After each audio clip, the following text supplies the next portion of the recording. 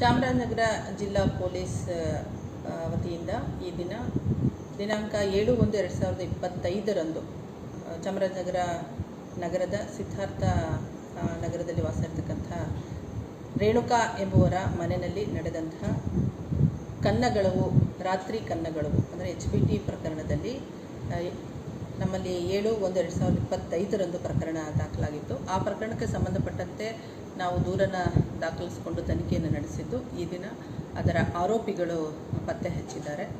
ನಮ್ಮ Sagar police inspector ಸೆನ್ರವರ ನೇತೃತ್ವದ ವಿಶೇಷ ತಂಡ ಕಾರ್ಯಾಚರಣೆಯನ್ನು ನಡೆಸಿಬಿಟ್ಟು 4 ಜನ ಆರೋಪಿಗಳನ್ನು ಬಂಧಿಸಿದ್ದೀವಿ.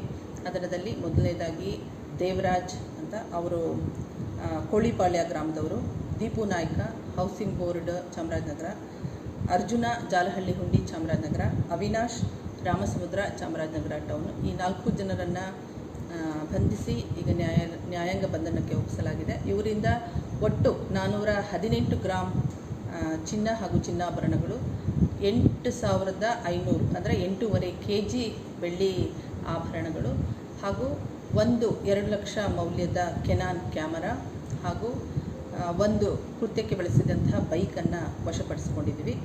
ಈ ಪ್ರಕರಣದ ಜೊತೆಗೆ ಚಾಮರಾಜನಗರ ಟೌನ್ನಲ್ಲೇ ದಾಖಲಾಗಿದ್ದಂಥ ಇನ್ನೂ 2 ರಾತ್ರಿ ಕನ್ನಗಳವು ಪ್ರಕರಣ ಪತ್ತೆಯಾಗಿದೆ.